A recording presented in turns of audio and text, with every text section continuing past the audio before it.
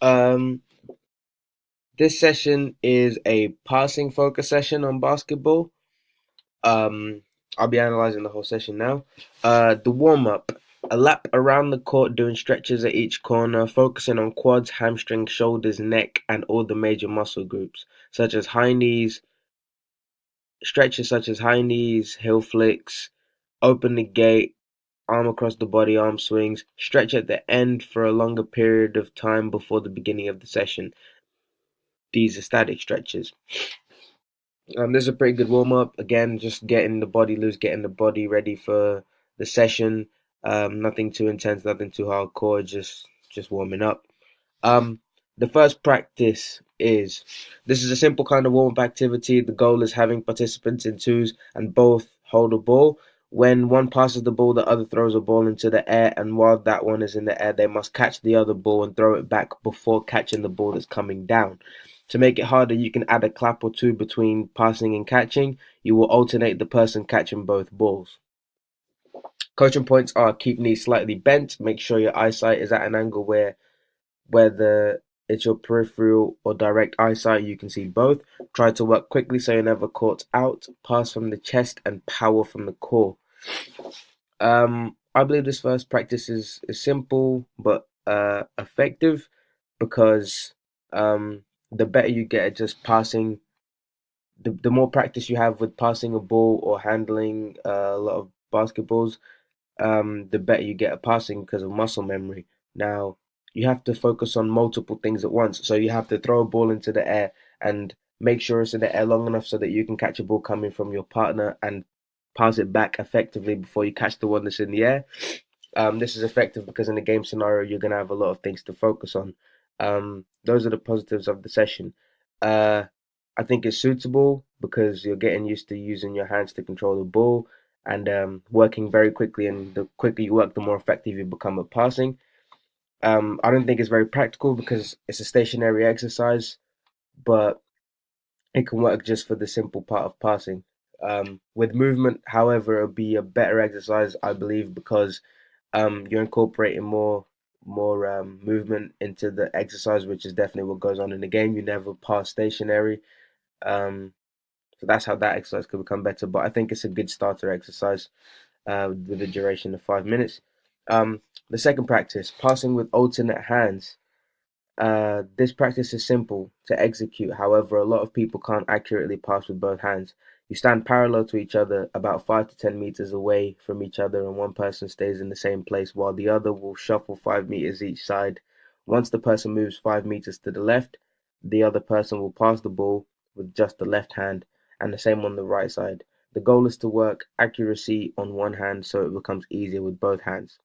Coaching points are the stationary should constantly keep eye contact. Performing a shoulder pass is more effective since only using one hand. Don't let the ball drop. Keep knees bent. The mover should keep knees bent at all times.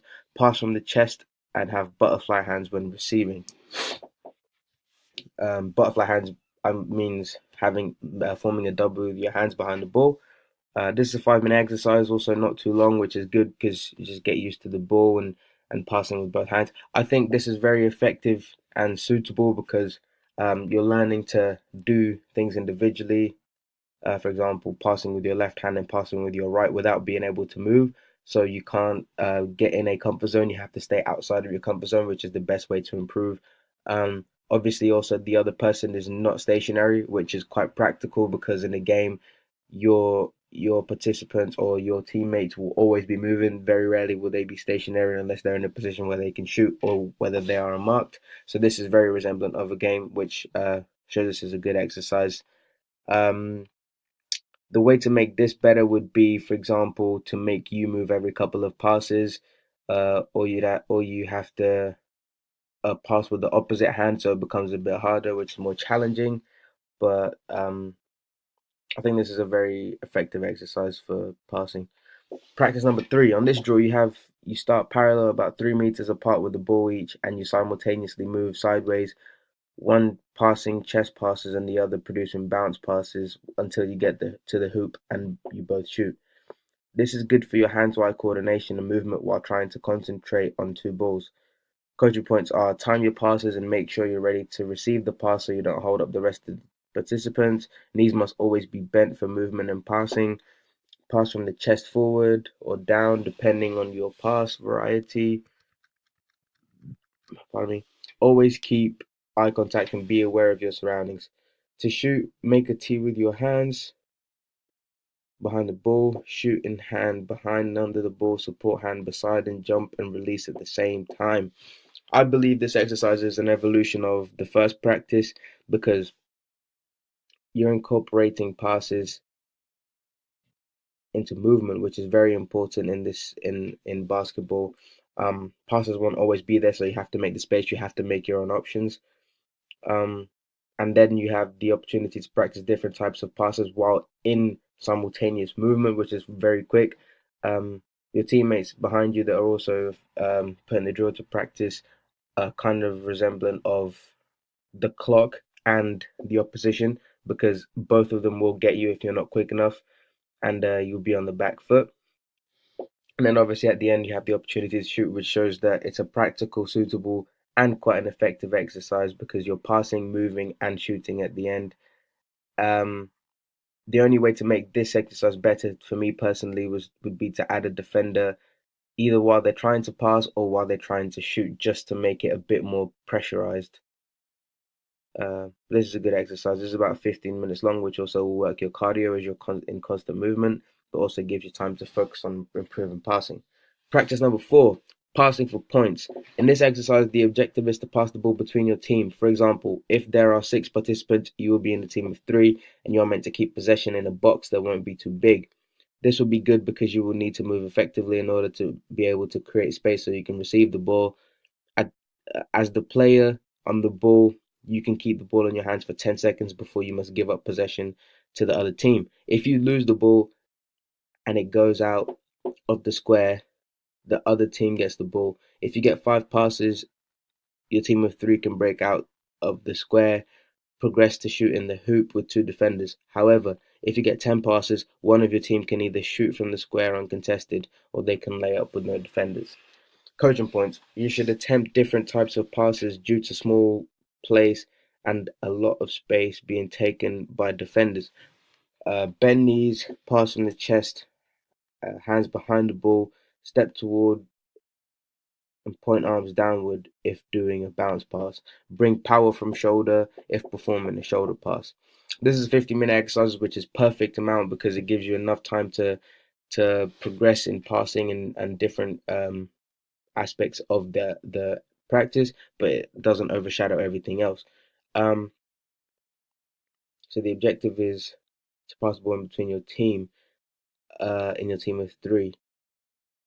This is good because it incorporates creating space, which is practical because in a game you have to create space for your options.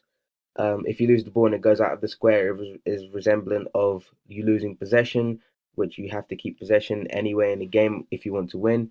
Um, However, it makes you also aware of the macrocosm of it because in practice, if the ball goes out the square, then the other team get possession. In a basketball game, if you lose possession, then the other team can score points, and you don't want that happening.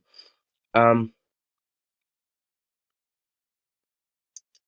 Also, I like the range and the practicality and effectiveness of the fact that if you get 5 passes, um, you all 3 of you can break out the square and progress to shoot in the hoop with 2 defenders because even though you've succeeded in passing and getting better at the aim of the session, you still have the chip on your shoulder, the monkey on your back, the defenders that are coming to block you and stop you from scoring.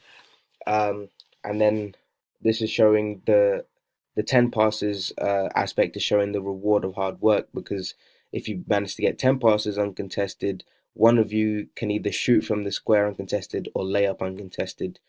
That's just showing that the more you practice, the better you get. Um, Finally, you just finish off with a short game. However, everyone must touch the ball at least twice before you can try to score a point. The point of this is to test your knowledge and what you've learned in the session and whether you've progressed or not. Um, this is a good conditioned game because you're trying to make sure that the participants learn that the passing is vital in this session, and it's not just about scoring, it's about teamwork, it's about passing, it's about improving your ability and muscle memory. So I like that aspect of it, and then obviously you cool down with stretches, preferably static, as you've finished, and your heart rate has gone down, and your body's starting to tense up.